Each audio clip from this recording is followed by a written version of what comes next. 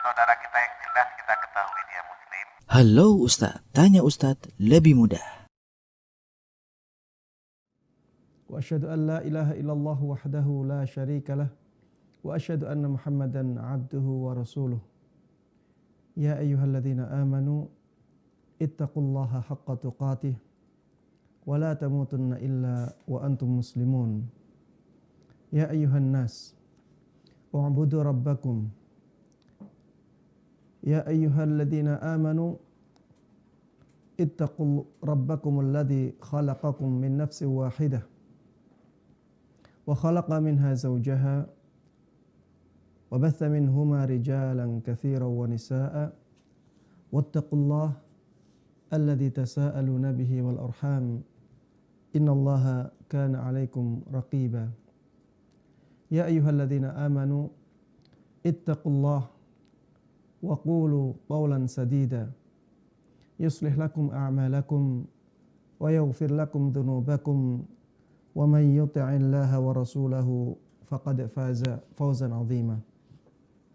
Amma ba'd, fa inna asdaqal hadithi kitabullah wa khairal huda huda Muhammadin sallallahu alaihi wasallam wa syarral umuri muhdatsatuha fa inna kulla muhdatsatin bid'ah wa kulla bid'atin dhalalah wa kulla dhalalatin finnar.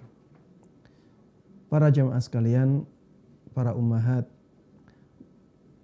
dan seluruh kaum muslimin dan kaum muslimat dimanapun Anda berada, alhamdulillah Allah subhanahu wa ta'ala mempertemukan kita kembali dalam kajian ilmiah ini. Mudah-mudahan Allah subhanahu wa ta'ala memberikan kepada kita keikhlasan niat dalam beramal saleh, dalam menuntut ilmu agama ini, dan mudah-mudahan dengan niat yang ikhlas tersebut kita mendapatkan ilmu yang bermanfaat, ilmu yang Allah berkahi, ilmu yang bisa memberikan kepada kita kebaikan dan kemuliaan di dunia ini dan di akhirat nanti.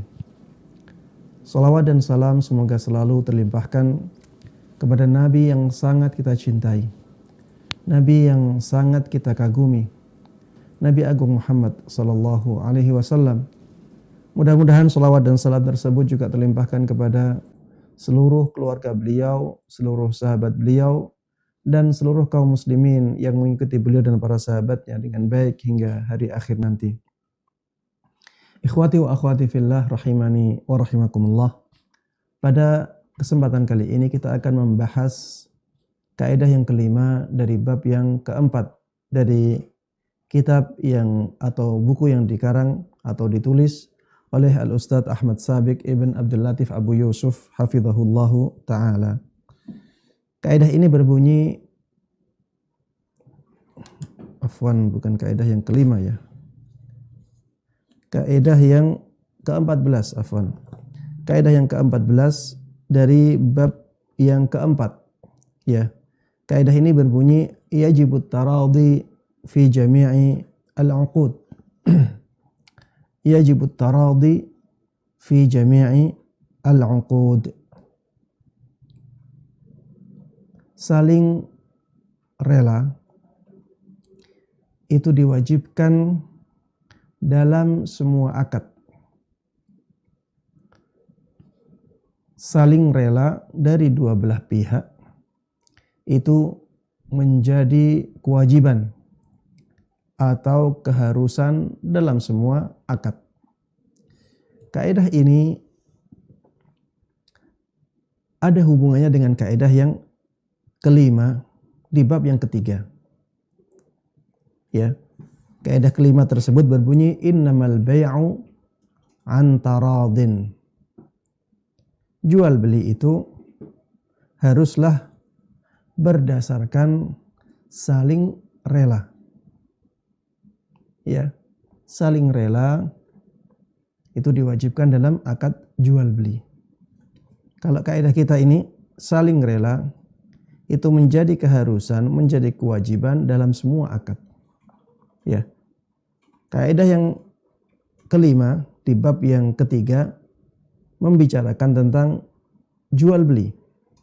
Sedangkan kaidah kita yang akan kita bahas pada kesempatan kali ini membahas tentang semua akad. Sehingga kaidah yang akan kita bahas dalam majelis ini lebih umum daripada kaidah yang kelima di bab yang ketiga. Taib. Kenapa demikian? Kenapa kaidah ini lebih umum? Karena kata-kata akad itu lebih luas daripada kata-kata jual beli. Ya. Karena jual beli adalah bagian dari akad. Di sana ada akad selain akad jual beli. Ya, ada akad tabarru'at. Ada akad fusuh sebagaimana nanti disebutkan oleh penulis hafizahullahu taala. Taib. Kaidah kita yajibut taradi fi jami'i al-uqud. Saling rela itu menjadi keharusan, menjadi kewajiban dalam semua akad. Disebutkan di sini Syekh Abdurrahman As-Sa'di rahimahullahu taala menyebutkan kaidah ini dengan lebih terperinci. Beliau mengatakan la budda minat taradi fi jami'i uqudil muawadati wat tabarru'at wal fusukh. Kerelaan itu menjadi keharusan dalam semua akad transaksi yang di dalamnya ada unsur menerima dan memberi. Akad komersial, wat tabarru'at dan akad sosial, wal fusukh dan akad merusak ya atau menghapus akad yang sah. Ya, membatalkan akad yang sah. Ini fusuh.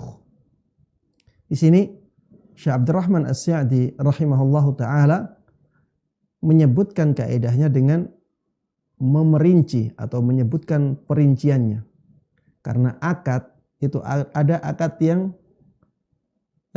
komersial, ada akad yang sosial, dan ada akad namanya akad fusuh, yaitu pembatalan akad yang sudah sah.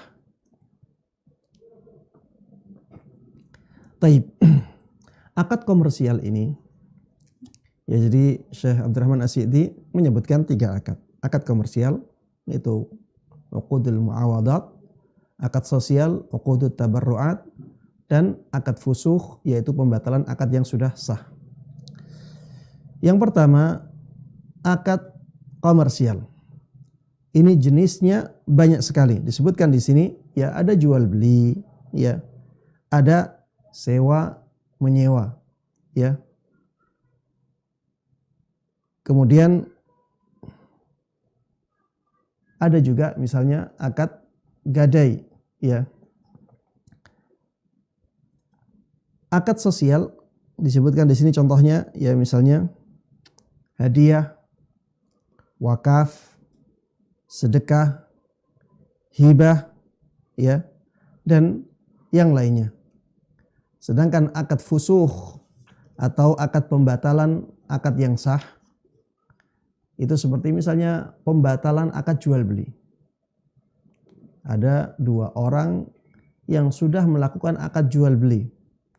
Akad jual belinya sudah sah. Ya.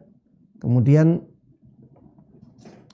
2 orang tersebut sudah berpisah. Kemudian setelah itu pembelinya merasa tidak cocok dengan barangnya. Akhirnya dia mengatakan kepada penjualnya, saya kemarin beli ini tapi kok saya nggak cocok ya. Padahal barangnya sesuai dengan apa yang diinginkan. Tapi orang tersebut ingin mengembalikannya. Kalau penjualnya rela untuk dikembalikan, ketika itu bisa ya dilakukan akad fusuh, yaitu pembatalan akad jual beli yang telah sah terjadi. Ya. Taib. Begitu pula misalnya akad yang lain, akad sewa menyewa bisa dibatalkan. Ya, bisa dibatalkan tapi dua belah pihak harus saling rela. Dua belah pihak harus saling ridha. Ya, harus ada suka sama suka atau rela sama rela, ya. Tidak ada yang dipaksa, ya. Kalau dipaksa maka itu akan mengganggu keabsahan jual beli, mengganggu keabsahan sewa menyewa dan akad-akad yang lainnya. Baik. Apa dalil dari kaidah ini? Kaidahnya yajibut taradhi fi jami'i al-uqud. Saling rela itu menjadi keharusan dalam semua akad. Dalilnya apa? Dalilnya diantaranya adalah firman Allah Subhanahu wa ta'ala di surat An-Nisa ayat 29. Allah Subhanahu wa ta'ala berfirman, "Ya ayyuhalladzina amanu la ta'kulu amwalakum bainakum bil batil."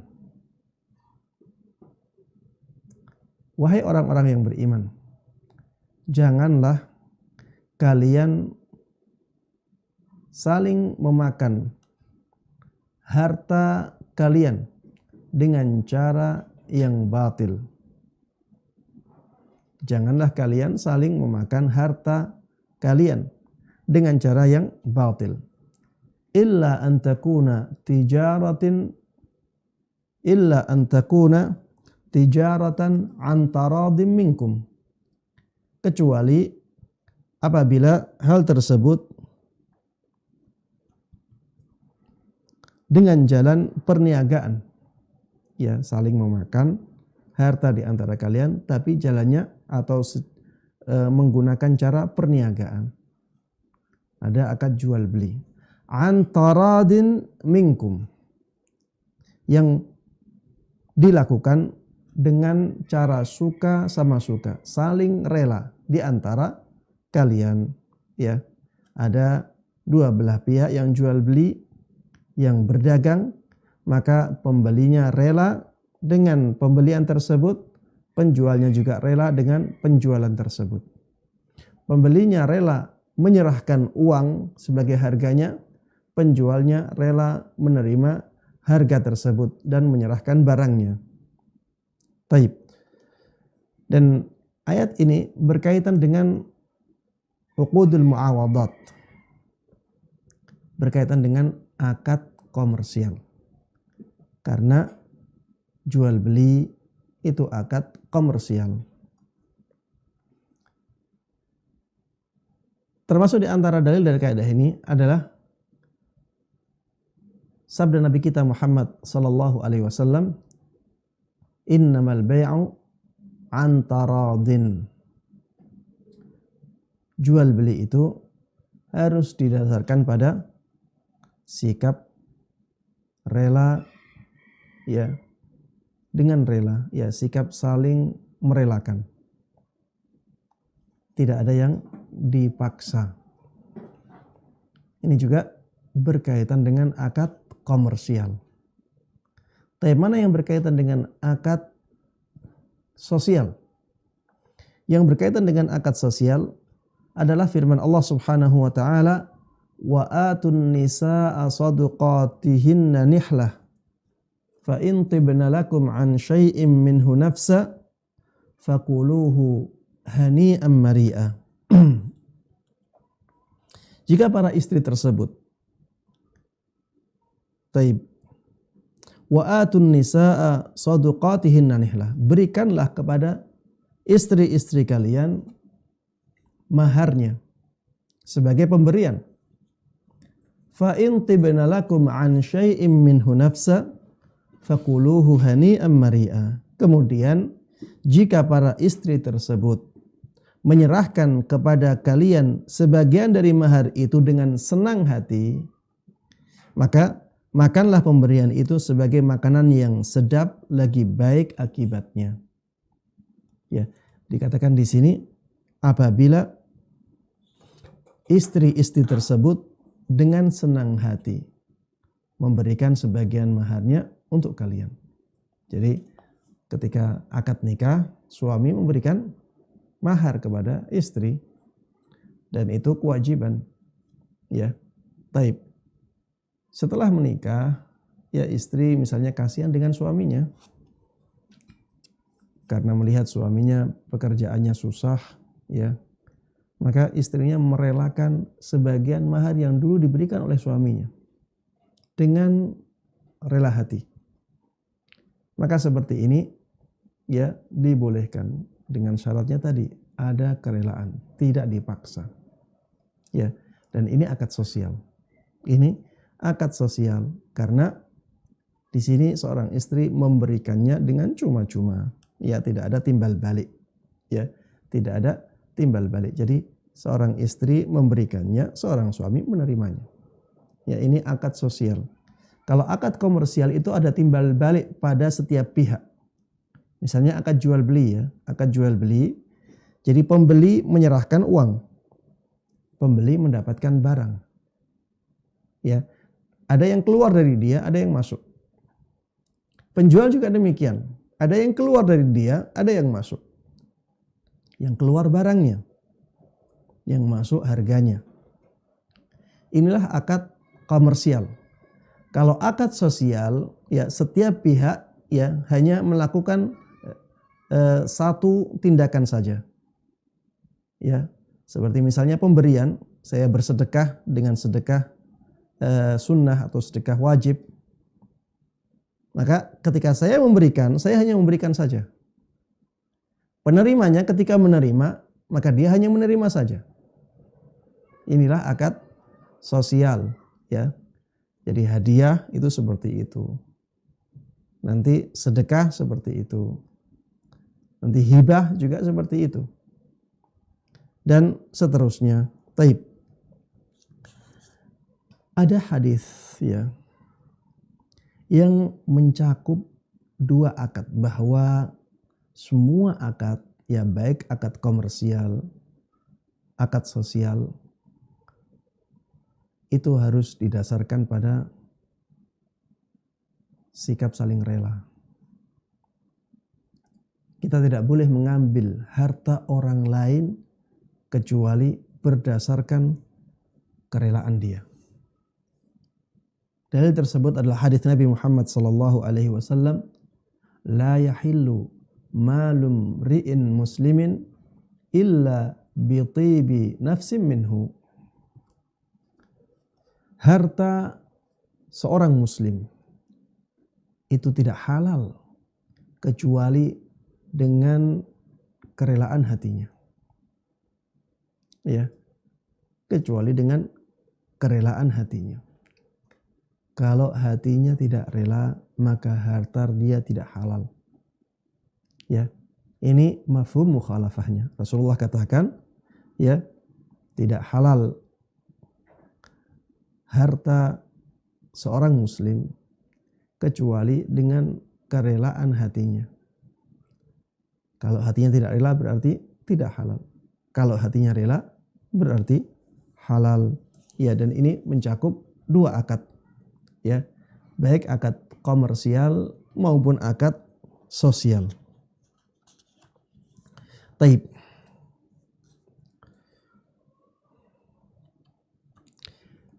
Dari mana kita tahu bahwa seseorang itu rela?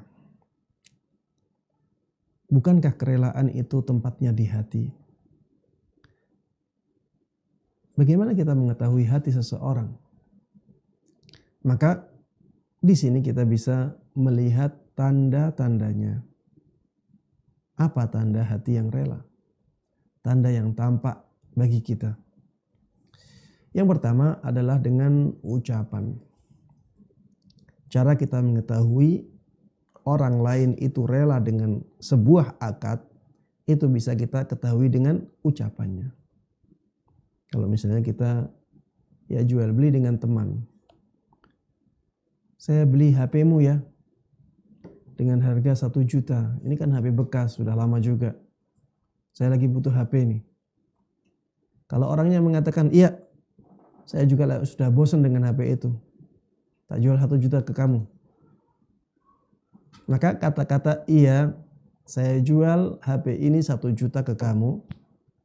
Ini ya dengan kata-kata ini kita tahu bahwa hatinya rela. Kalau hatinya tidak rela, maka tidak akan dia mengucapkan kata-kata ini. Kalau ada yang mengatakan, Ustaz, ada kemungkinan lain. Ada kemungkinan dia pura-pura, ada kemungkinan dia merasa tidak enak, ya. Ada kemungkinan ya, dia dipaksa atau terpaksa. Maka kita katakan ya kemungkinan itu lebih kecil daripada kemungkinan dia rela dengan akad itu. Maka yang kita ambil adalah kemungkinan besarnya. Itulah asalnya. Pada asalnya ketika seseorang mengatakan sesuatu itu tidak dipaksa. Ketika seseorang mengatakan sesuatu dan mimiknya mimik serius, maka dia tidak bercanda. Ya. Ketika seseorang mengatakan sesuatu dan kita tidak melakukan apapun, maka pada asalnya dia melakukannya tanpa rasa sungkan. Ya, bukan karena sungkan kepada kita. Intinya ya kemungkinan orang tersebut rela dengan ucapannya, ya, atau dengan ucapannya dia menampakkan kerelaan hatinya, kemungkinan ini lebih besar. Maka kemungkinan ini yang kita ambil, ya. Taib. Ini cara yang pertama. Cara untuk mengetahui bahwa hati seseorang ridha dengan akad adalah dengan ucapan, dan ini yang paling kuat, ya. Ini tanda yang paling kuat. Adanya kemungkinan selain kerelaan sangat kecil di sini. Ya. Taib. Tanda yang kedua yang dengannya kita bisa tahu bahwa seseorang itu hatinya ridha, rela dengan akad, dengan sebuah akad adalah dengan perbuatannya. Ya, dengan perbuatan. Contohnya adalah akad yang banyak terjadi di tengah-tengah masyarakat. Ya, karena ada toko yang ramai sekali, ya. Akhirnya ada orang-orang yang karena ingin cepat akhirnya ngambil barang. Dia tahu barang tersebut harganya berapa. Karena setiap hari dia ke situ misalnya. Akhirnya dia ambil barang, dia taruh uangnya dan dia kasihkan ke penjualnya. Penjualnya tidak mengatakan apa-apa, pembeli tidak mengatakan apa-apa, tapi penjual faham kalau orang tersebut itu membeli. Dan pembeli faham bahwa penjualnya sudah tahu bahwa dia berniat membeli. Di sini tidak ada kata-kata sama sekali. Yang ada hanyalah perbuatan saja. Ya. Maka seperti ini menunjukkan kedua belah pihak saling rela. Sehingga akad jual beli dianggap sah, ya. Ini yang disebut oleh para ulama sebagai bai'ul mu'atah, ya.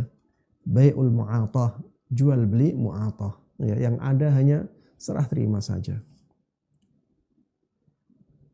Pembeli menyerahkan harganya, penjual menyerahkan barangnya. Taib. Ini cara yang kedua untuk mengetahui hati seseorang rela dengan sebuah akad. Taib. Cara yang ketiga adalah dengan tulisan. Ya. Cara yang ketiga adalah dengan tulisan. Misalnya akad jual beli di zaman ini dengan WA misalnya. Ada teman yang dia memang jualan madu misalnya. Kita tahu teman tersebut jualan madu. Kemudian kita nulis kepada dia, ana butuh madu lebah hutan. Kita kirim pesan ke dia. Kemudian dia mengatakan, iya, ana ada. Ini madu hutan ini, madu lebah hutan ini harganya misalnya 200.000. Kemudian kita kirim lagi ke dia. Iya, kirim ke ana ya. Ini semuanya pakai tulisan. Maka dari sini kita tahu bahwa penjual rela dengan akad tersebut, pembeli juga rela dengan akad tersebut. Ketika terjadi jual beli, maka jual belinya dianggap sah, ya, karena sudah ada saling rela di sana. Dan para ulama, ya, membuat kaedah yang selaras dengan masalah ini. Mereka mengatakan al-kitabu kal khitabi. Mereka mengatakan al-kitab kal khitab. Tulisan itu seperti ucapan. Ya, tulisan itu seperti ucapan. Kalau misalnya ada orang jual beli dengan tulisan, itu seperti dia jual beli dengan lisan dia, dengan ucapan dia. Kalau ada orang ya mentala istrinya dengan tulisan, itu seperti orang mentala istrinya dengan ucapan dia. Maka hati-hatilah dengan tulisan kita. Ya, orang yang menulis di media sosial itu seperti dia bicara dengan lisan dia. Seperti dia bicara dengan lisan dia. Sebagaimana dia akan dihisab karena lisan dia, maka dia juga akan dihisab karena tulisan dia. Ya, dan ini yang banyak tidak disadari oleh sebagian kaum muslimin. Menulis di FB, menulis di komentar, menulis di WA dengan tulisan-tulisan yang sangat ngawur. Seakan-akan mereka tidak merasa bahwa nantinya semua yang dia tulis itu akan dihisab di hari kiamat, ya. Apalagi di kolom komentar, ya. Karena kalau melihat orang-orang yang berkomentar di media sosial, ya terutama di FB, ya, menjelek-jelekan pemimpin, ya, menjelek-jelekan seorang ulama, menjelek-jelekan seorang ustadz, ya, seakan-akan mereka tidak dihisab. Seakan-akan mereka itu tidak berpikir bahwa nantinya mereka akan mempertanggungjawabkan semua yang ditulis oleh tangan dia. Ya, jangan sampai kita melakukan hal yang sama, ya. Kita sebagai orang yang sudah tahu masalah ini, kita harusnya berhati-hati. Ustadz, apakah kalau kita tidak tahu berarti tidak ada hukumannya? Kita katakan tidak. Orang yang tidak tahu, ya, bahwa hukum tulisan itu seperti ucapan, nantinya juga akan dihukum dia di hari kiamat, ya, akan dihisab dia pada hari kiamat nanti. Adab dari sebuah kemaksiatan, ya, itu tidak harus kita tahu adabnya, tidak harus tahu bahwa hal tersebut itu akan mendatangkan adab. Sebagaimana pahala. Pahala juga demikian. Kalau misalnya ada orang tidak tahu pahala berumrah atau pahala berhaji, tidak tahu pahalanya dia, tapi dia tahu bahwa itu ibadah. Kemudian dia melakukan ibadah umrah atau ibadah haji, maka semua keutamaan tentang umrah, semua keutamaan tentang ibadah haji akan dia dapatkan. Begitu pula dengan masalah dosa, ya. Ketika seseorang melakukan kemaksiatan, maka dia tidak harus tahu apa ancaman-ancaman karena kemaksiatan tersebut agar dia disiksa dengan siksaan tersebut. Tidak harus tahu, ya. Tapi kalau dia tahu bahwa itu sebuah kemaksiatan, sudah, ya, ancaman-ancaman yang tidak dia tahu pun nantinya akan ditimpakan kepada dia, na'udzubillahi min dzalik. Taib. Intinya, ya, akhwati fillah wa ikhwati fillah, berhati-hatilah dalam menulis. Karena tulisan kita itu seperti ucapan kita. Tulisan kita mewakili ucapan kita. Taib. Yang keempat yang bisa kita gunakan untuk mengetahui kerelaan yang ada di hati seseorang adalah isyarat. Ya. Isyarat bisa menjadi tanda kerelaan seseorang. Misalnya dengan mengangguk, ya. Dengan mengangguk.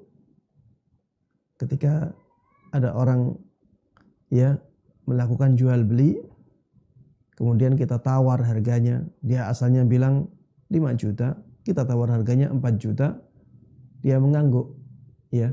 Maka seperti itu dianggap dia sudah rela dengan harga 4 juta. Atau dia memberikan isyarat dengan tangan, ya misalnya seperti ini. Isyarat bahwa dia setuju. Ya, maka seperti ini dianggap dia rela dengan akad tersebut. Atau kalau dia mengatakan seperti ini dengan tangannya, memberikan isyarat, dia tidak mau. Ya. Kita tawar dengan harga 3 juta, dia bilang, atau dia kasih isyarat seperti ini, saya nggak mau dengan kamu. Ini semuanya mengandung ya makna atau menunjukkan apa yang ada di hati seseorang. Ya. Makanya isyarat ini harus kita perhatikan juga. Terutama bagi orang-orang yang memang tidak bisa berbicara. Ya. Bagi orang-orang yang tidak bisa berbicara, dia tidak punya cara komunikasi kecuali dengan cara-cara yang lain, ya, seperti menulis, ya, atau seperti dengan isyarat. Maka isyarat ini bisa mewakili ucapan seseorang, ya, baik orangnya bisa berbicara ataupun orangnya tidak bisa berbicara. Yang penting isyarat tersebut bisa difahami dengan baik, ya. Yang penting apa? Isyarat tersebut bisa difahami dengan baik oleh orang yang melihatnya. Kalau tidak bisa difahami oleh orang yang melihatnya, maka isyarat ini tidak dianggap. Ya, isyarat ini tidak dianggap. Karena isyarat ini mewakili ucapan seseorang. Kalau ucapan yang tidak memahamkan saja tidak bisa dianggap, apalagi isyarat yang tidak memahamkan. Ya. Kalau misalnya ada orang ngedumel, ya, dalam bahasa Jawa ngedumel, tapi dia mengatakan sesuatu dengan suara yang lamban atau suara yang lirih sekali. Bibirnya bergerak, tapi orang yang melihat gerakan bibirnya tersebut tidak faham apa yang diucapkan. Maka ucapan seperti ini tidak dianggap. Kalau misalnya dia mengatakan kata-kata saya menyetujui akad ini, tapi dengan suara yang lirih kita tidak faham apa yang dia katakan, maka akad tersebut belum dianggap sah. Karena ucapan tersebut ya tidak menunjukkan apapun. Kalau ucapan harus memahamkan, apalagi isyarat. Ya, isyarat itu agar bisa dijadikan sebagai standar hukum, maka dia harus memahamkan. Ya, taib. Yang kelima,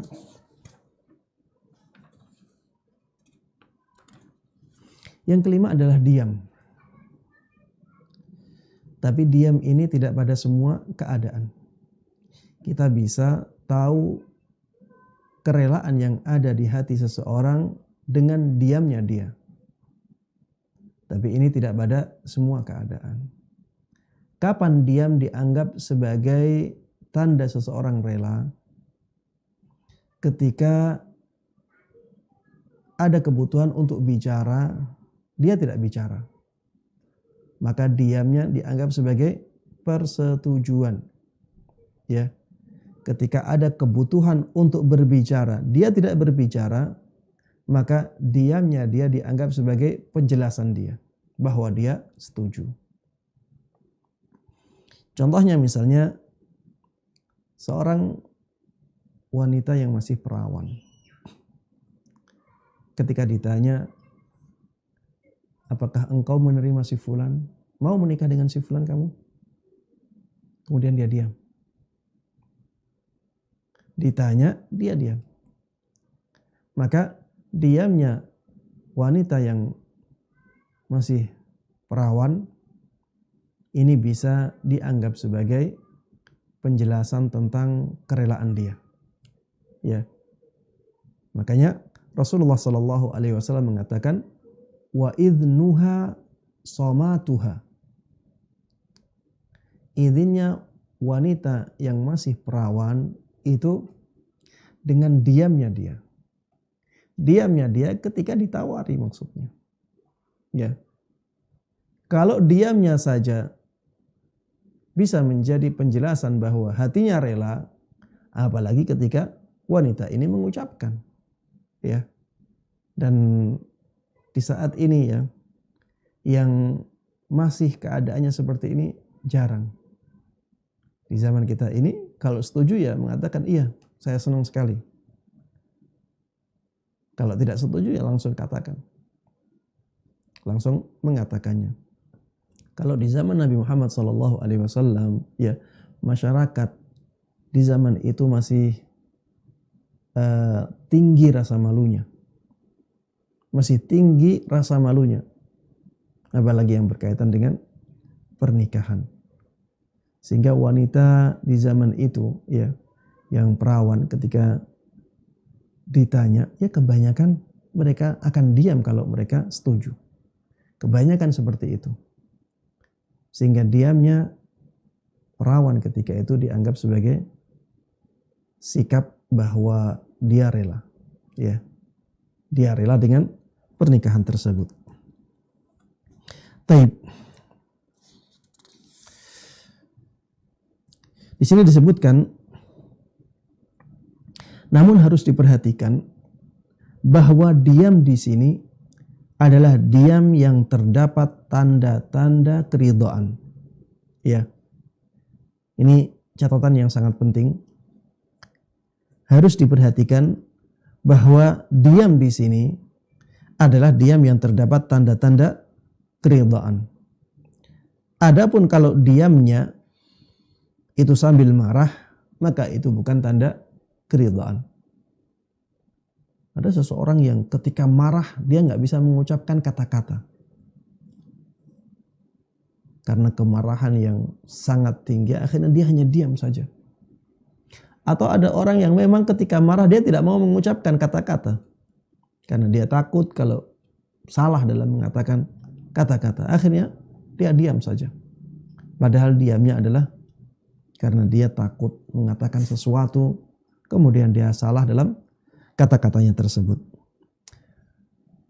Tapi kalau diamnya tidak ada tanda-tanda kemarahan, diamnya itu ketika mengatakan sesuatu itu sangat dibutuhkan, maka diamnya tersebut dianggap sebagai penjelasan bahwa dia itu setuju. Kata para ulama ahli usul, as-sukutu fi ma'ridil hajati ilal bayani bayan. Diam ketika penjelasan itu sangat dibutuhkan, maka diamnya itu menjadi penjelasan. Diam ketika penjelasan dari seseorang itu sangat dibutuhkan, maka diamnya itu menjadi penjelasan. Ya, yang menjelaskan bahwa dia setuju. Karena kalau dia setuju, kalau dia tidak setuju, maka harusnya dia mengatakan sesuatu. Ya, harusnya dia mengatakan sesuatu. Contoh sederhana. Kalau misalnya ada orang mewakilkan penjualan HP-nya ke orang lain. Si A mewakilkan penjualan HP-nya kepada si B. Kemudian ya si B berusaha untuk menjualkan HP-nya tersebut kepada orang lain. Suatu ketika HP-nya masih di tangan si B. Si B bertemu dengan si A. Si A ini yang mewakilkan penjualan HP-nya kepada si B. Sekarang mereka berjalan berdua. Ketemulah mereka berdua ini dengan banyak orang. Kemudian si B memanfaatkan kesempatan karena ada banyak orang, maka si B yang menjadi wakil si A untuk menjualkan HP-nya, dia tawarkan ke orang-orang yang ada di situ. Si A melihatnya. Dan akhirnya HP-nya bisa terjual kepada salah seorang di tempat tersebut. Dan si A melihatnya. Dan dia diam. Terjadilah akad jual beli. Kemudian setelah itu si B menyerahkan uangnya kepada si A. Ini uang hasil jual beli. Maka di sini kita anggap si A rela. Kenapa? Karena si A melihat semua kejadian itu dan dia di situ diam saja. Kalau misalnya si A mengatakan saya tidak rela dengan jual beli ini, maka yang salah dia. Yang salah dia dan si B berhak untuk menyerahkan uang tersebut. Kenapa? Karena si A melihat semua kejadian tersebut dan dia diam saja. Diamnya dia pada saat ucapan sangat dibutuhkan atau penjelasan sangat dibutuhkan, itu sebagai dalil atau sebagai penjelasan bahwa dia rela dengan keadaan yang terjadi. Taib. Selanjutnya adalah pengecualian kaidah. Kita tadi menyebutkan kaidah yajibu at-taradi fi jami'i al-uqud. Saling rela itu menjadi keharusan dalam semua akad. Taib, apakah ini mutlak adanya, tidak ada pengecualian sama sekali? Kita katakan ada pengecualiannya. Ada hal-hal yang di sana ada paksaan, tapi akadnya dianggap sah. Ya, ada paksaan, tapi akad tetap dianggap sah. Dan sebaliknya, ada akad-akad yang ada saling rela, tapi dianggap tidak sah. Ya, tadi kaidahnya, saya ulangi ya, kaidahnya yajibut taradi fi jami'il uqud. Sikap rela atau saling rela itu menjadi keharusan pada semua akad. Kaidah ini ada pengecualiannya. Ada akad yang sudah ada sikap saling relanya, tapi akadnya tidak sah. Akadnya dianggap tidak ada. Akadnya dianggap batal. Sebaliknya, ada akad-akad yang di dalamnya ada paksaan, tapi akadnya dianggap sah. Tapi yang pertama kita contohkan. Ada sikap saling rela, tapi akadnya dianggap tidak sah. Seperti misalnya semua transaksi yang diharamkan oleh Allah dan Rasul-Nya. Semua transaksi yang diharamkan oleh Allah dan Rasul-Nya, meskipun dilaksanakan dengan dasar suka sama suka. Kalau misalnya ada orang yang akad nikah dengan cara mut'ah. Akad nikah dengan cara mut'ah. Kedua belah pihak sudah suka sama suka, maksudnya saling rela. Maka akad tersebut tetap dianggap tidak sah. Akad tersebut tetap dianggap batal. Kenapa demikian? Karena akad itu telah diharamkan oleh Allah dan Rasul-Nya. Kalau misalnya ada orang yang jual beli khamr, akad jual beli khamr, kedua belah pihak saling rela, maka kita katakan akad tersebut ya tidak sah. akad tersebut tidak sah karena ya jual beli tersebut diharamkan oleh Allah dan Rasulnya. Di sini disebutkan seseorang yang berhutang 5 juta rupiah.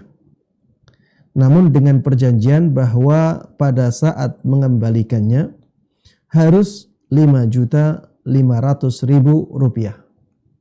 Ini berarti riba ya. Dan ini dilaksanakan dengan kerelaan kedua belah pihak. Maka ini haram karena ini adalah bentuk riba.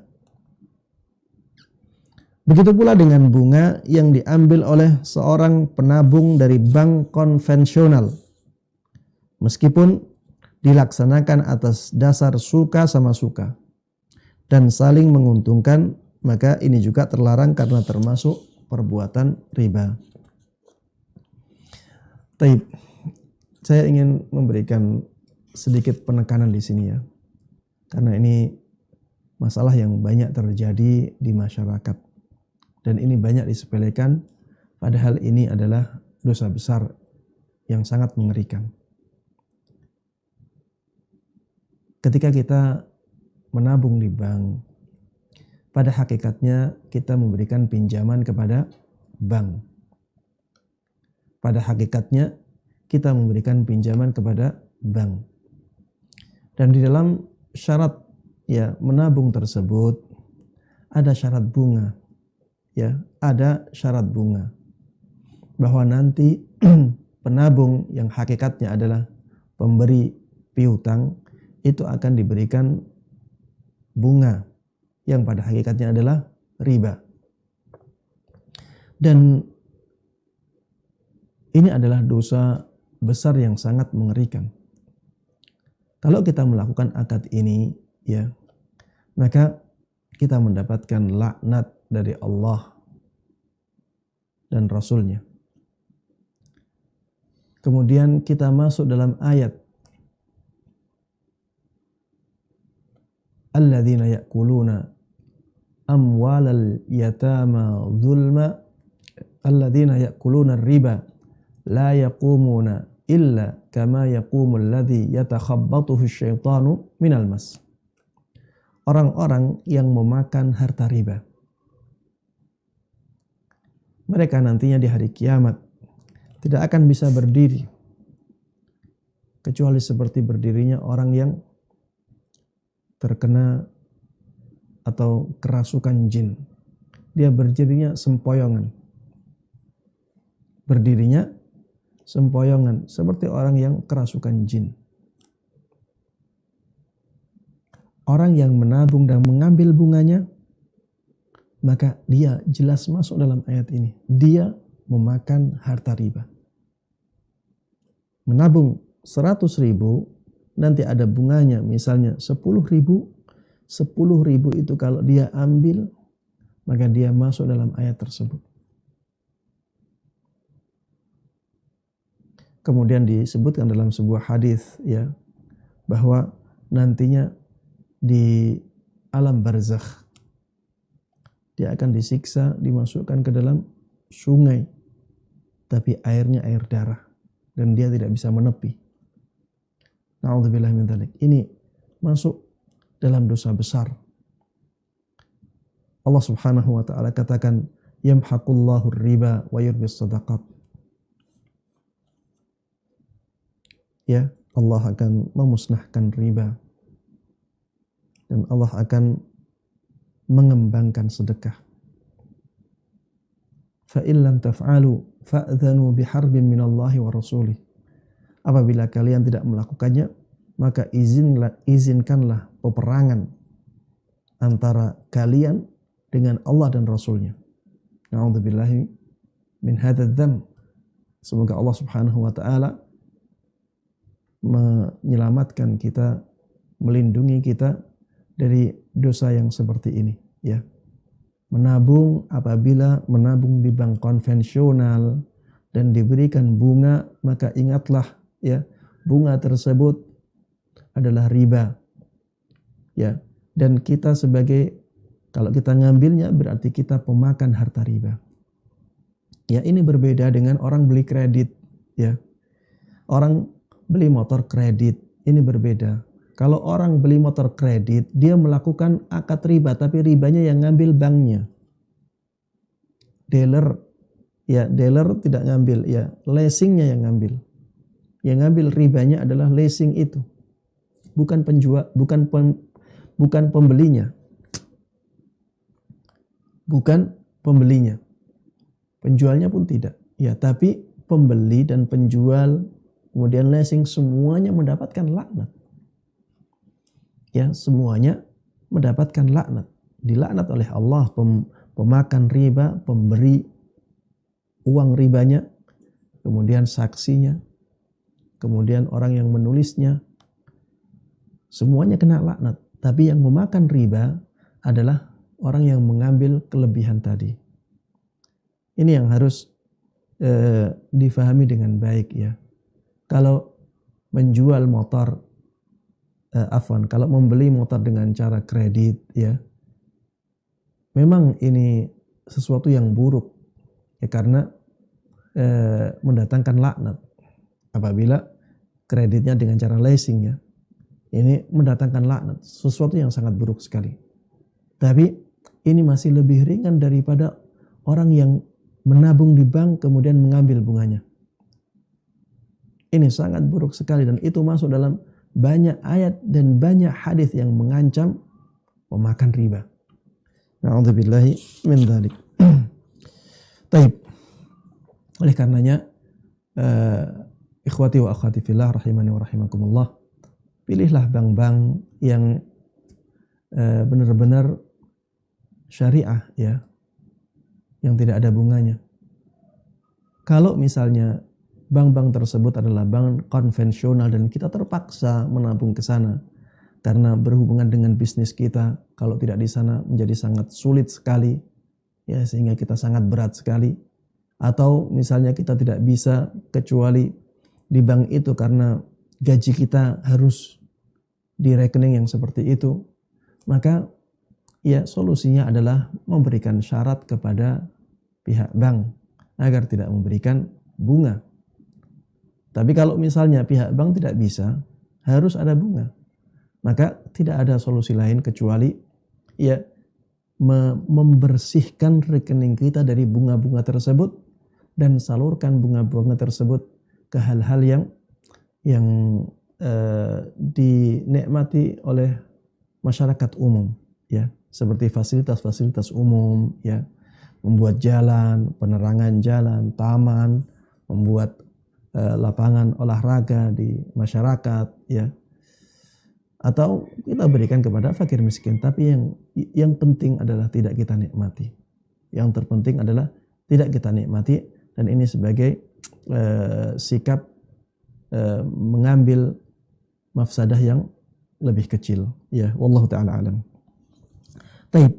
Ini tadi yang berkaitan dengan transaksi yang diharamkan oleh Allah dan Rasulnya, walaupun dilakukan rela sama rela, suka sama suka, ada saling kerelaan di antara dua belah pihak, tetap ya ini akad yang diharamkan, ya, dan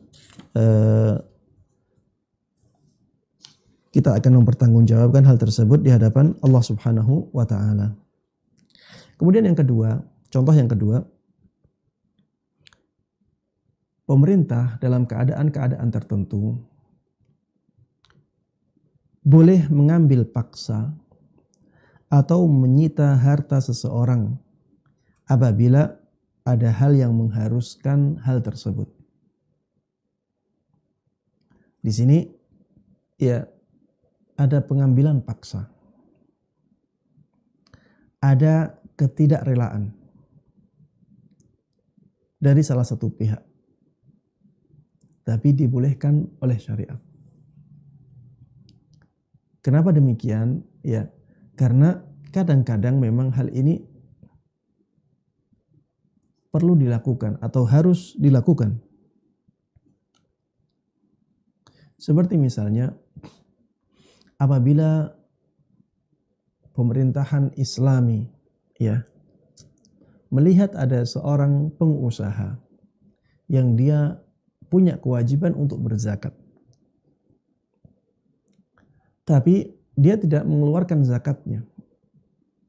Akhirnya pihak pemerintah memaksa pengusaha tersebut untuk mengeluarkan sebagian hartanya untuk berzakat. Inilah yang dikatakan oleh para ulama ikrahun bihaq. Ini adalah pemaksaan yang dibenarkan. Pemaksaan yang ada alasan syar'inya. Seperti ini walaupun ya ada pemaksaan pengeluaran atau pengambilan harta, maka seperti ini tetap dibolehkan oleh syariat karena maslahatnya yang lebih besar. Contohnya lagi misalnya ada orang menyelundupkan barang dari luar negeri. Kemudian ya terbuka tabirnya. Dan barangnya masih ada. Akhirnya pemerintah menyita barang tersebut. Tentunya yang disita tidak mau, tidak rela. Tapi ini dibenarkan di dalam syariat apabila memang maslahat yang besar mendorong hal tersebut. Karena pemerintah ini ya bisa saja melihat ada hal-hal yang tidak boleh masuk ke negaranya ya. Ada barang-barang yang tidak boleh masuk ke negaranya karena melihat maslahat yang lebih besar. Kalau ada orang yang memaksa memasukkan barang tersebut dan ketahuan ya, dan pemerintah sudah bicara dari awal nanti akan disita kalau memaksa untuk memasukkan barang tersebut atau menyelundupkan barang tersebut, maka ketika keadaannya demikian pemerintah berhak untuk menyita walaupun orang yang disita tidak rela dengan tindakan tersebut. Ya. Karena memang pemerintah dibolehkan melakukan hal yang demikian. Contohnya lagi misalnya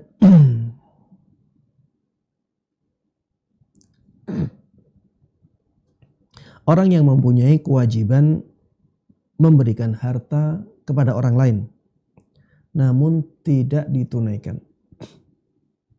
Maka boleh baginya untuk mengambilnya meskipun bukan atas kerelaan dari orang tersebut. Seperti misalnya seorang suami. Ya, seorang suami punya kewajiban untuk menafkahi istrinya. Punya kewajiban juga untuk menafkahi anaknya. Kalau misalnya dia tidak menunaikan kewajiban tersebut, padahal dia mampu melakukannya, maka si istri boleh mengambil harta suaminya tanpa sepengetahuan suaminya, atau bahasa kasarnya mencuri ya. Istri boleh mencuri harta suaminya, tapi dengan kadar yang wajar.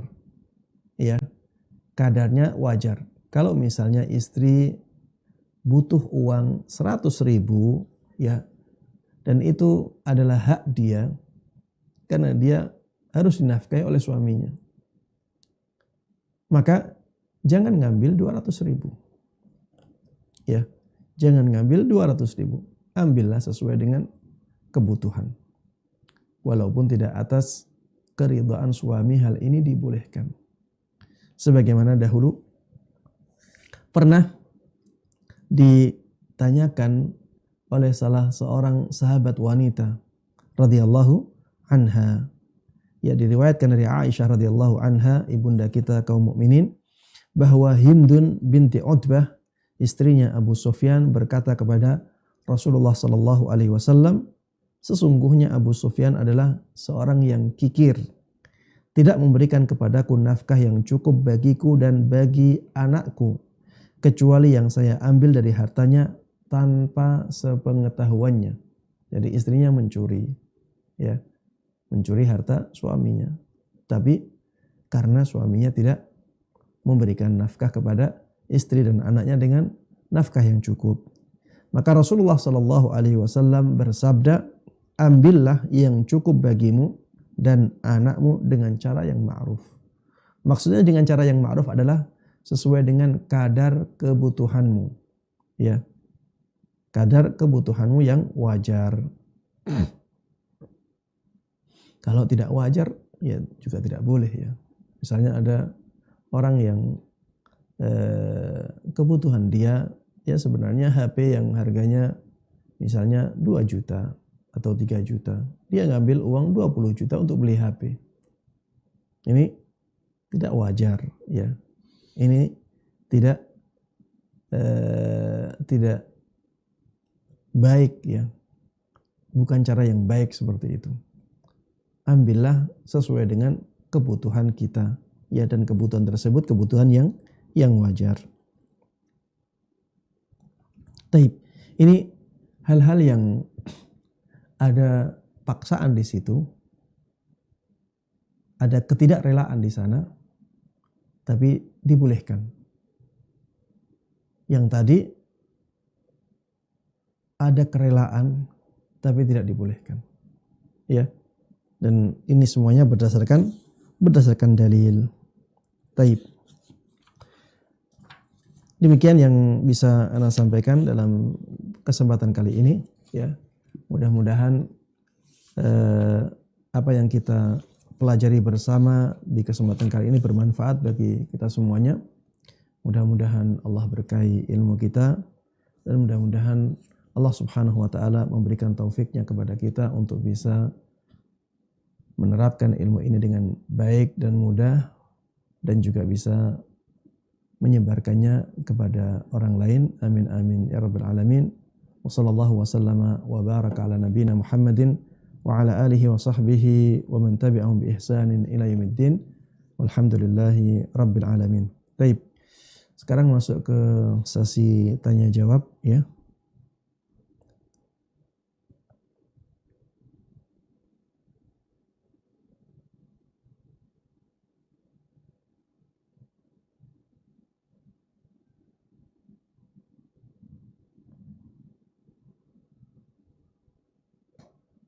Baik, ada pertanyaan di sini. Assalamualaikum warahmatullahi wabarakatuh.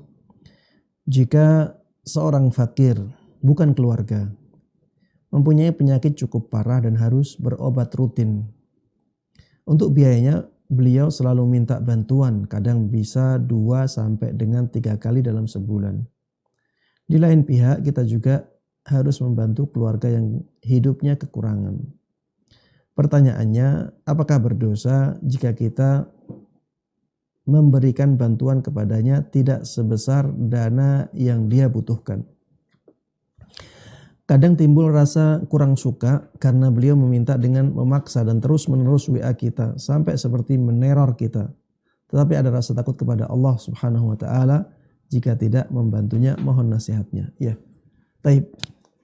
Yang pertama kita harus tahu hukum berobat. Ya, apakah berobat itu wajib ataukah tidak? Ya, ini sangat mempengaruhi masalah yang ditanyakan.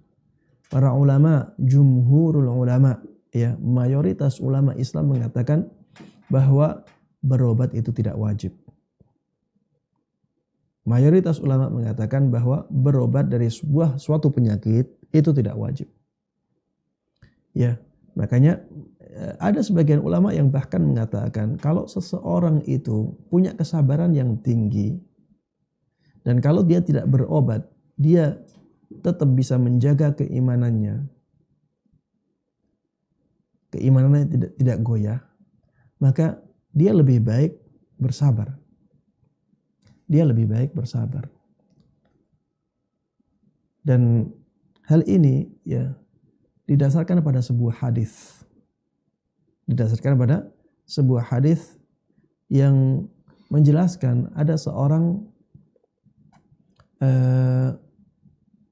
yang meminta didoakan oleh Rasulullah SAW agar sembuh dari penyakitnya. Kemudian Rasulullah SAW mengatakan kepada dia, tidak bisakah engkau bersabar dengan penyakit itu? Tidak bisakah engkau bersabar dengan penyakit itu? Rasulullah SAW di sini mengarahkan sahabat ini untuk bersabar dengan penyakitnya. Ya, mungkin Rasulullah Shallallahu Alaihi Wasallam melihat orang tersebut bisa tetap menjaga keimanannya, keislamannya dengan adanya penyakit itu tanpa harus berobat. Ya.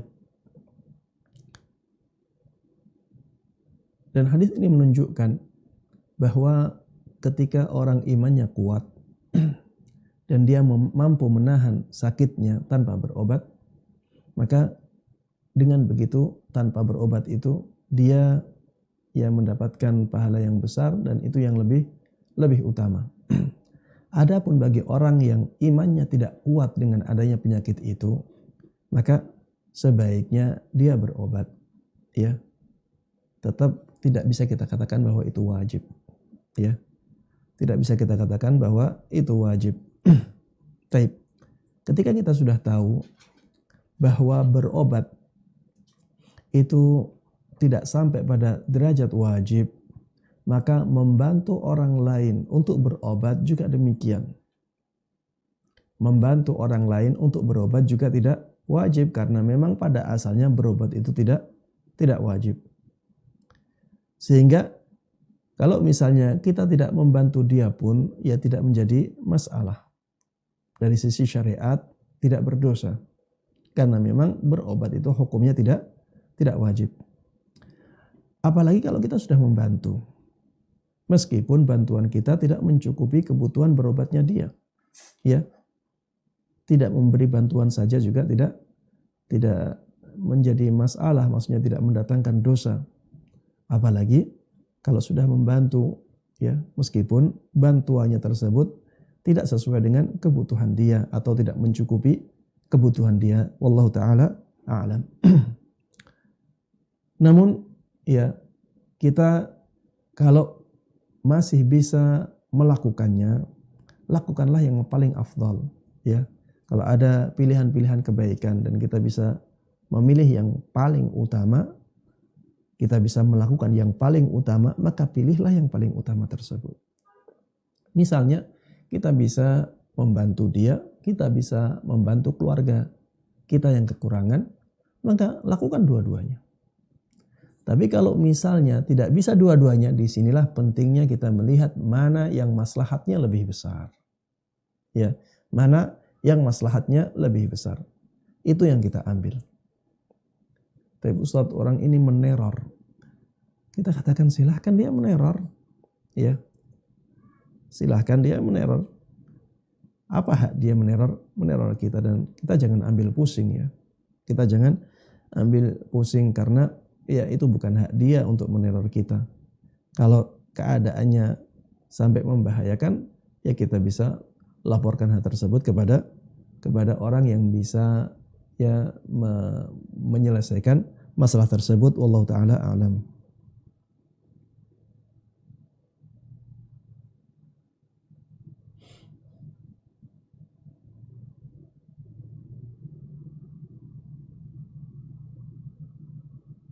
Taib. Ada pertanyaan, Ustadz, bagaimana apabila seseorang, orang tua, yang dalam keadaan sakit hingga koma di RS, dan dikarenakan pembiayaan RS yang tinggi, hingga anak-anaknya harus menjual aset orang tua yang sakit tersebut untuk pembiayaan RS, di mana anak-anak tersebut tidak mendapatkan tanda-tanda keridhaan orang tua tersebut. Apakah halal anak-anaknya menjual aset tersebut, Ustadz? Ya, kita katakan halal. Ya, kita katakan halal karena yang menikmati aset tersebut adalah orang tuanya, bukan anak-anaknya. Orang tua itulah yang menikmati aset-aset tersebut apabila kenyataannya demikian. Anak-anak ini sebenarnya tidak mengambil aset orang tuanya sama sekali. Ya, jadi aset orang tuanya digunakan oleh orang tua. Ya, maka insya Allah ini tidak menjadi masalah sama sekali. Wallahu taala a'lam.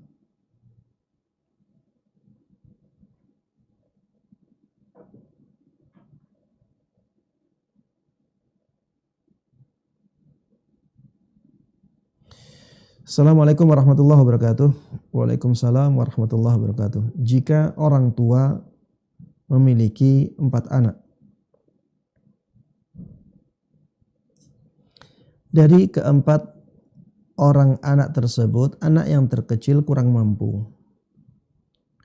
Orang tua memberikannya rumah atas nama anak yang paling tua.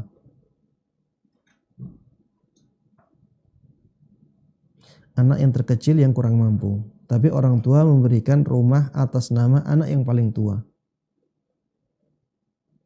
Setelah orang tua wafat, apakah rumah tersebut menjadi harta waris ataukah tidak, Ustaz? Taib. Kalau misalnya pemberian orang tua tersebut sudah terjadi di masa hidupnya orang tua dan barang sudah diserahkan, maka hibah tersebut sah dan terjadi perpindahan kepemilikan. Ini salah satu dari pendapat para ulama dalam masalah ini. Yang ana lihat lebih kuat, wallahu taala alam. Adapun keadaan orang tua yang memperlakukan anaknya tidak adil, maka ini pembahasan lain, ya. Orang tua ketika tidak adil memperlakukan anaknya, maka orang tua berdosa. Orang tua berdosa dalam melakukan hal tersebut. Tapi akad-akad yang berhubungan dengan itu tetap dianggap sah. Ya, misalnya ada pemberian kepada salah seorang anak. Tapi pemberian tersebut pemberian yang tidak adil, orang tua berdosa dalam pemberiannya tersebut. Tapi pemberian tersebut tetap dianggap sah.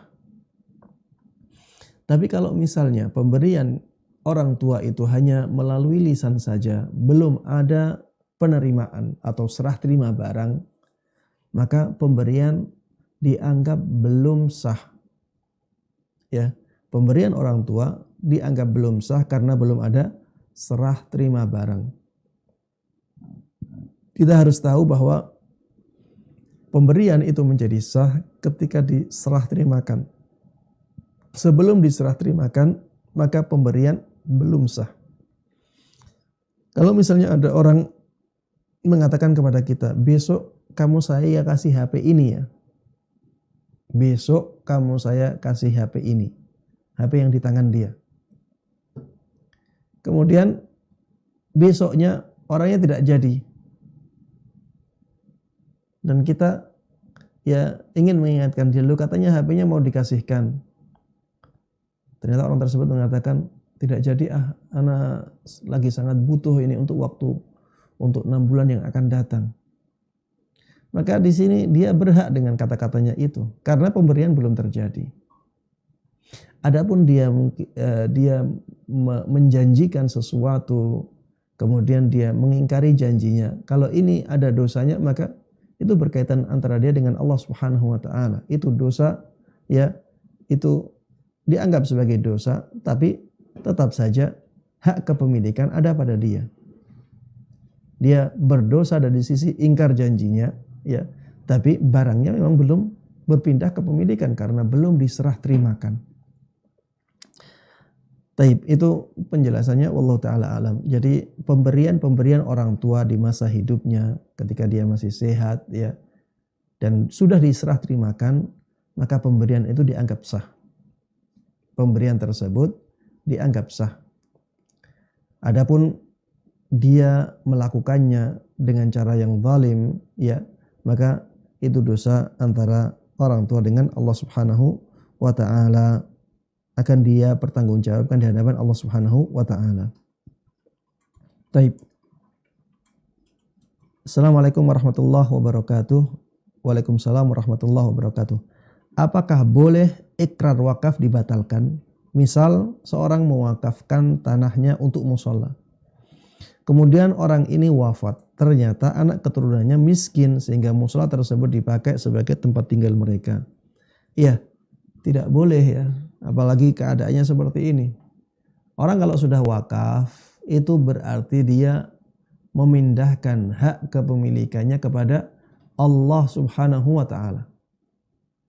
Sehingga barang tersebut tidak boleh dijual belikan, ya, kecuali dalam keadaan-keadaan tertentu yang sangat sempit sekali, ya. Kecuali misalnya ya ada orang wakaf, dia wakafnya motor misalnya.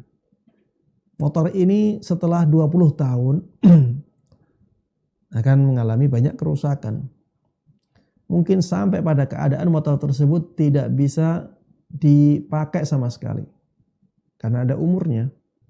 Ya, kalau diperbaiki misalnya tidak akan kita dapatkan misalnya onderdilnya misalnya. Daripada dibiarkan mending dijual. Uangnya disalurkan untuk kebaikan. Ini karena maslahat yang lebih besar.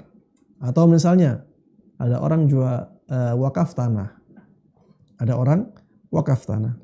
Wakafnya di tempat yang jauh dari keramaian, misalnya di hutan, dan sangat kecil kemungkinan bisa dibangun masjid di sana. Tidak ada masyarakatnya, jaraknya masih ratusan kilo dengan masyarakat.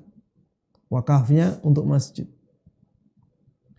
Di sisi lain ada tanah yang dekat dengan masyarakat.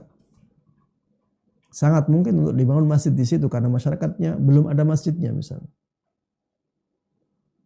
Akhirnya ada yang berinisiatif untuk menjual tanah yang di sana dialihkan ke sini, ditukar guling, ya misalnya. Maka seperti ini pendapat yang lebih kuat mengatakan tidak ada masalah karena maslahatnya lebih besar. Karena maslahatnya lebih besar daripada tidak dipakai sama sekali. Tidak sesuai dengan tujuan wakafnya, mending dipindahkan ke tempat lain yang bisa dibangun dan dimanfaatkan dengan sebaik-baiknya. Kalau misalnya ya orang yang mewakafkan tanah ini sudah meninggal, berarti tanah tersebut sudah menjadi hak Allah Subhanahu wa taala. Tidak boleh dimiliki kembali. Karena hak kepemilikan sudah berpindah. Wakaf itu menyerahkan harta kepada Allah Subhanahu wa taala untuk dimanfaatkan oleh manusia dalam kebaikan-kebaikan, itulah wakaf. Sehingga tidak boleh diambil kembali. Kalau wakaf sudah terjadi, sudah. Tentang siapa yang mengelola wakaf tersebut, maka boleh siapa saja. Bahkan orang yang mewakafkan tanah, dia boleh mengelola tanah tersebut sebagai tanah wakaf. Bukan sebagai tanah dia. Dia misalnya menunjuk orang lain sebagai wakil dia untuk mengelola tanah wakaf tersebut, tidak ada masalah.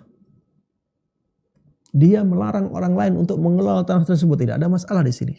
Tapi tanah tersebut sudah menjadi hak Allah Subhanahu wa taala, bukan hak milik dia lagi. Sehingga dia tidak bisa menjual tanah tersebut, diambil manfaatnya untuk dia, tidak bisa. Ya, kalau dia lakukan, maka itu adalah uang atau hasilnya menjadi haram. Ya, kalau dia melakukannya, maka hasil penjualan tersebut menjadi uang haram. Wallahu taala a'lam. Ya. Taib. Intinya anak-anaknya tidak berhak untuk mengambil tanah tersebut yang sudah diwakafkan untuk musholla, ya, sebagai tempat tinggal mereka, ya. Walaupun mereka ya miskin, ya mereka harus punya usaha untuk mencari solusi lain, ya. Dan hendaknya mereka ingat ya bahwa orang tua ketika mewakafkan, dia mengharapkan pahala dari Allah Subhanahu wa taala. Dia berharap agar amalan tersebut bisa bermanfaat bagi kehidupan dia di akhirat kelak. Maka jangan sampai anak-anaknya menghalangi kebaikan yang telah dilakukan oleh orang tuanya. Ya, jangan sampai anak-anaknya menghalangi kebaikan yang telah dilakukan oleh orang tuanya. Wallahu taala a'lam.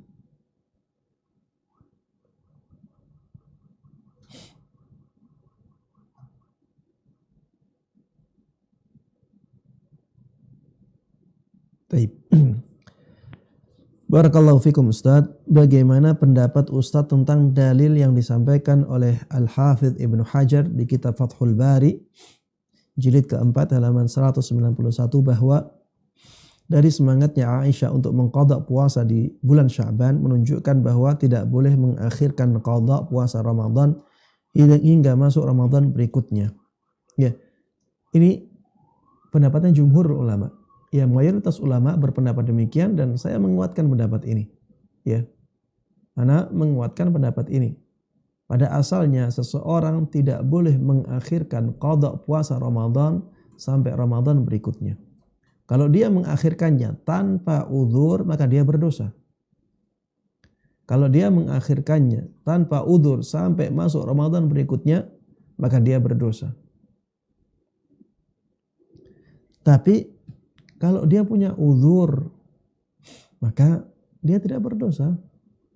Karena dia punya uzur. Dia punya alasan yang dibenarkan oleh syariat. Ya. Contohnya apa Ustaz alasannya?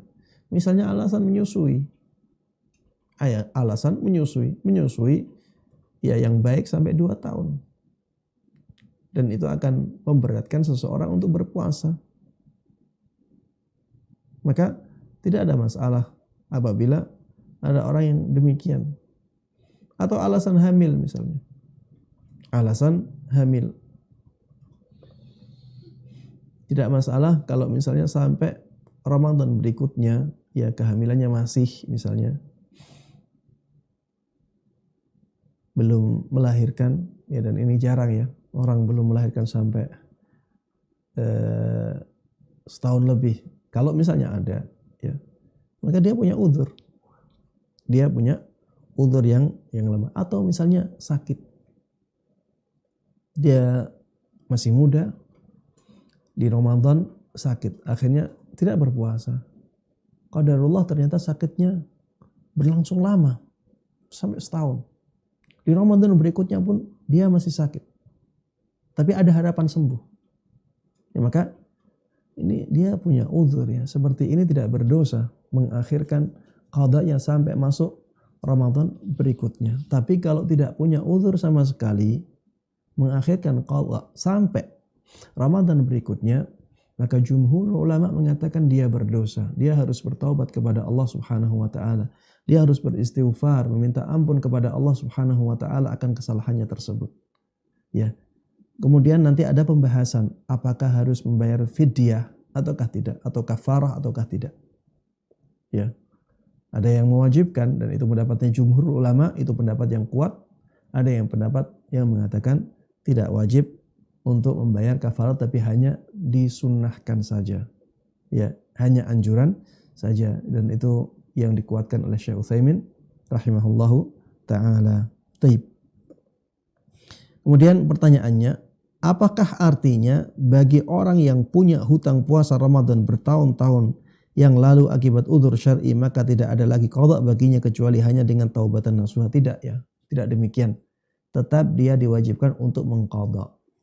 Tetap dia diwajibkan untuk mengqada. Udzur tersebut menghilangkan dosanya dia mengqada sampai ke Ramadan berikutnya. Ya, sampai melewati Ramadan berikutnya, kalau dia punya udzur maka dia tidak berdosa. Tapi kewajiban qadanya tidak gugur, wallahu taala a'lam. Baik. Assalamualaikum warahmatullahi wabarakatuh. Waalaikumsalam warahmatullahi wabarakatuh. Ustadz, bagaimana dengan simpanan syariah yang notabene dikatakan mendapatkan nisbah, apakah termasuk riba? Jazakallahu khairah. Anda tidak tahu ya simpanan syariah ini modelnya bagaimana, ya sehingga saya tidak bisa menjawab ya. Simpanan syariah ini apakah produk bank syariah yang punya hakikat tertentu, ya punya syarat-syarat tertentu? Saya tidak tahu sehingga saya tidak bisa menjawab. Wallahu taala a'lam.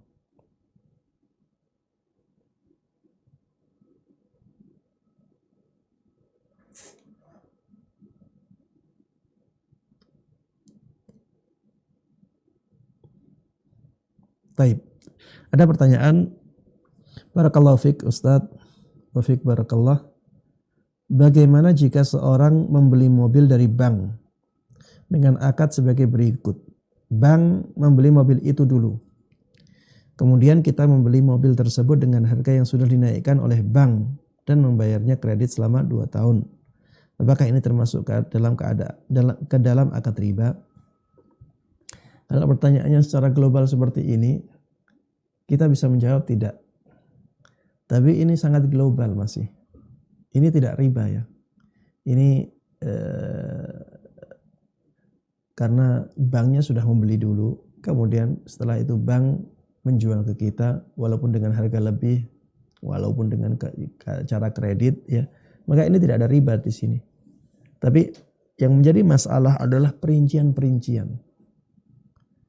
Kadang-kadang atau seringkali bank itu ketika membeli mobilnya itu hanya untuk resmi-resmian saja. Sebenarnya bank belum membelinya. Atau bank menjual dulu sebelum barang dibeli oleh dia. Seringnya demikian. Ya. Makanya di sini diperlukan ya keberanian dari bank-bank syariah untuk benar-benar membeli barang tersebut. Membeli barang tersebut. Dan tidak boleh bank ketika masih belum membeli untuk memaksa calon pembeli untuk membelinya ketika barang tersebut sudah dibeli oleh bank. Karena sebenarnya ya kalau dia sudah memaksa pembeli untuk membeli barang tersebut sebelum bank membelinya, maka di sini berarti bank sudah menjual barangnya. Padahal barang belum dimiliki. Baik, Ustaz, bagaimana kalau bank membeli barang, orang tersebut mundur, kemudian kita tidak ngasih sanksi sama sekali? Bisa saja bank itu memberikan syarat kepada penjualnya. Bank memberikan syarat kepada penjualnya dengan mengatakan, nanti kalau pembeli tidak membelinya nanti kalau saya tidak bisa menjualnya dalam waktu 10 hari, maka saya akan kembalikan. Ya, saya kasih waktu saya 10 hari. Kalau saya tidak cocok, maka saya akan kembalikan. Bank bisa memberikan syarat kepada penjual dengan cara seperti ini. Sehingga misalnya, ya, bank bisa mengajukan syarat kepada penjual mobil. Mengajukan syarat kepada penjual mobil, saya minta khiyar 10 hari untuk pembelian mobil ini. Kemudian bank memberikan syarat kepada pembeli, calon pembeli. Kamu harus datang 3 hari setelah mobil kita beli. Ternyata ya 3 hari orangnya nggak datang, 4 hari nggak datang, 6 hari nggak datang. Sudah, kalau seperti itu bank bisa mengembalikan kepada penjualnya tanpa ada apa-apa sama sekali, karena tadi sudah disyaratkan oleh bank. Bank sudah memberikan syarat kepada penjual. Ya, solusi seperti ini ada. Ya, sebenarnya kalau kita ingin ya benar-benar mengikuti syariat Islam, ya tetap ada solusinya. Hanya saja kadang-kadang ya kita kepingin enak-enak saja, kepingin yang ringan-ringan, tapi memberatkan orang lain. Syariat Islam punya konsep keadilan. Syariat Islam ingin kita tidak dizalimi dan kita tidak menzalimi orang lain. La tazlimun wa la tuzlamun. Kalian jangan melakukan kezaliman, tapi kalian juga tidak dizalimi. Taib. Secara pertanyaan ya, secara global pertanyaan ini kalau dilihat dari pertanyaannya saja ya ini dibolehkan. Tapi secara di lapangan, secara terperinci nanti ada hal-hal lain yang menjadikan tidak boleh. Ya seperti misalnya kalau kreditnya itu ada denda, ya ini riba juga. Tidak boleh seperti itu. Kalau cuma kredit saja, kreditnya nanti ada dendanya, tidak. Kalau ada denda, maka masuk dalam kaidah riba. Ya. Kemudian dia sudah beli, banknya sudah beli, tapi barangnya sudah dipindahkan belum? Mungkin barangnya masih di dealer, masih di showroom. Showroomnya penjualnya, bukan showroomnya bank. Ya kalau belum dipindahkan juga tidak boleh lagi. Ya, hanya jual beli di atas kertas saja tapi barangnya masih tetap di sana, ini juga tidak dibolehkan kalau keadaannya demikian, ya. Wallahu taala alam. Jadi pertanyaan seperti ini kurang terperinci sehingga jawabannya juga masih ngambang, ya, tidak bisa menjawab kasus spesifik yang ditanyakan. Wallahu taala alam.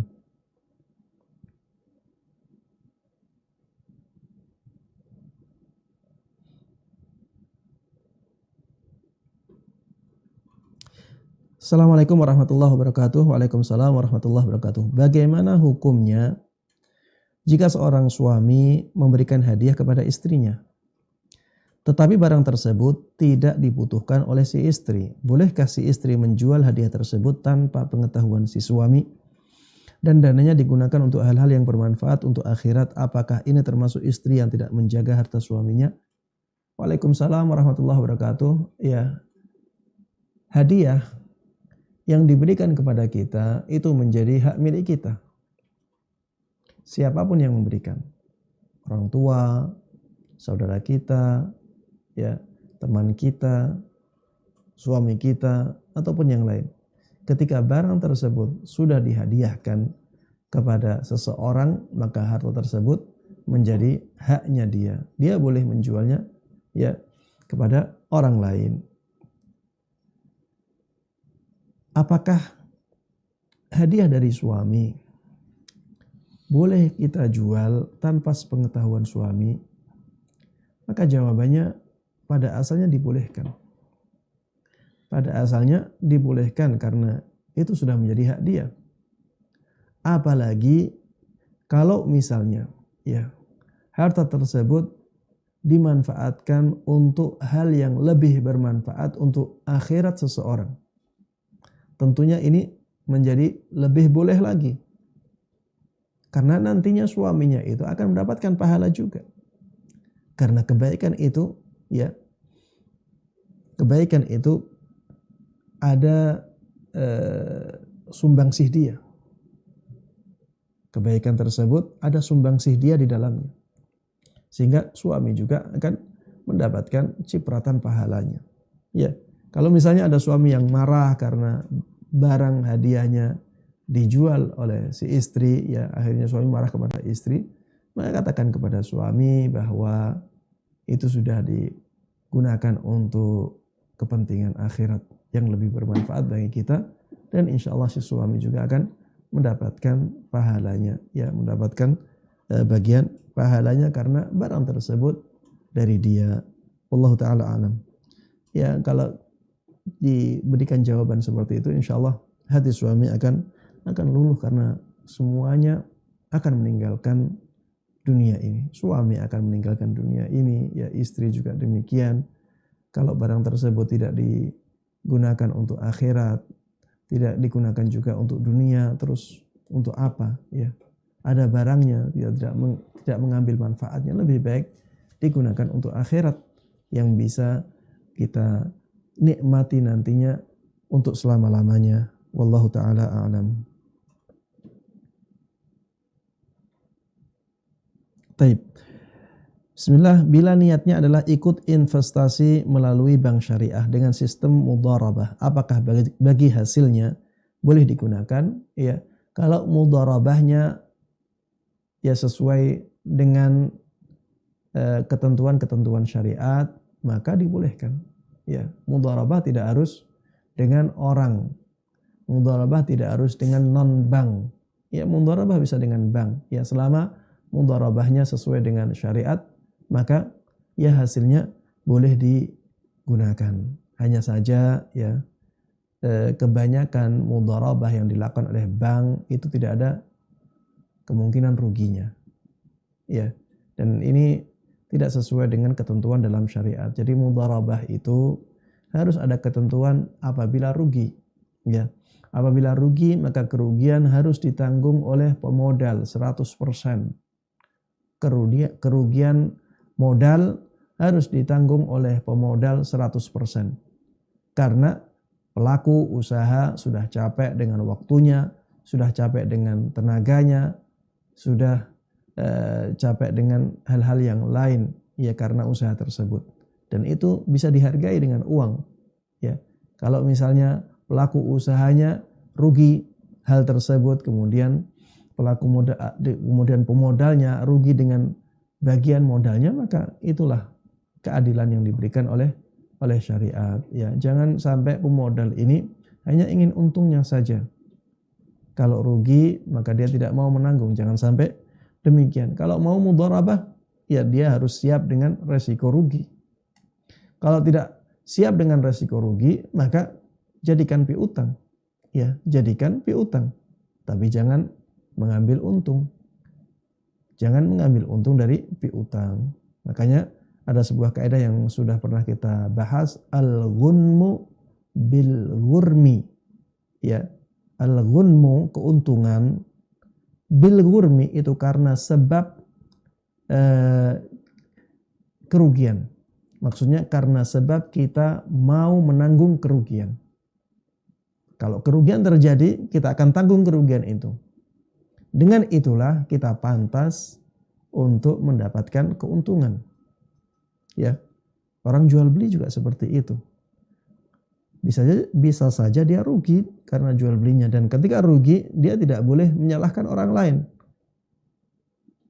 Ya, kalau dia rugi dia tanggung ruginya. Kalau untung maka dia ambil keuntungannya. Taib.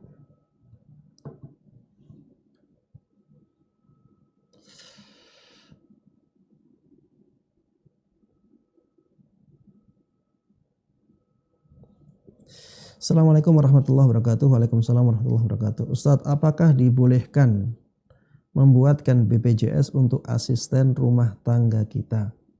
Ya, kalau BPJS sudah diwajibkan, saya melihat boleh.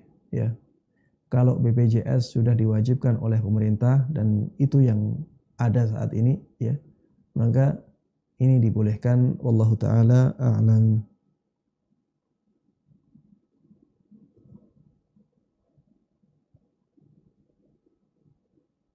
Taib, demikian yang bisa Anda sampaikan dalam kesempatan kali ini. Ya, mohon maaf apabila ada kata-kata yang kurang berkenan. Dan waktu sudah sampai pada jam 11. Sebentar lagi di kota Jember akan memasuki waktu zuhur. Sehingga kita harus mengakhiri majelis ini sampai di sini. Kurang lebihnya mohon maaf. Mudah-mudahan ilmu yang kita dapatkan, ilmu yang kita bahas bersama ini bermanfaat bagi kita semuanya. Mudah-mudahan Allah berkahi ilmu kita dan mudah-mudahan kita bisa menerapkannya dan menyebarkannya dengan baik dan mudah. Amin amin ya rabbal alamin. Mari kita tutup kajian ini dengan doa kafaratul majlis. Subhanakallahumma wa bihamdik, asyhadu an la ilaha illa anta, astaghfiruka wa atubu ilaik. Wassalamualaikum warahmatullahi wabarakatuh. Assalamualaikum. Waalaikumsalam warahmatullahi wabarakatuh. Ahlan wa sahlan. Halo Ustadz, tanya Ustadz lebih mudah.